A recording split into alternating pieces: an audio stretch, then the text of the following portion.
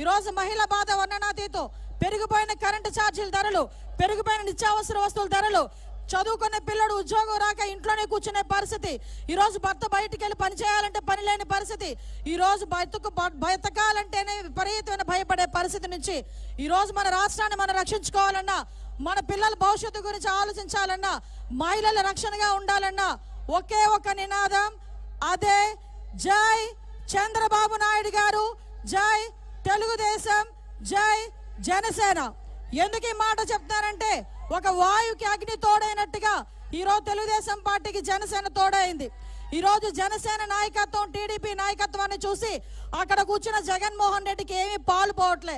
ఏదో అంటారు కదా, గోరు చుట్టు మీద రోకలు పోడున్నట్టు చంద్రబాబు నాయుడు గారు, పవన్ కళ్యాణ్ గారు, లోకేష్ బాబు గారు ఒకవైపు నుంచి వాయిస్తా ఉంటే ఇంకొక వైపు నుంచి వాయించడానికి వచ్చింది ఎవరావిడా?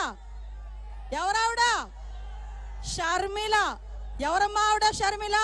జగనన్న వదిలిన బాణాన్ని అని చెప్పి ఆ రోజు ఇదే జగన్మోహన్ రెడ్డి సీఎం కావాలని రాజకీయ భవిష్యత్తు గురించి సుమారుగా 3200 కిలోమీటర్లు పాదయాత్ర చేసిన అతని చెల్లి ఈరోజు బయటకు వచ్చి ఎండగడుతుంది.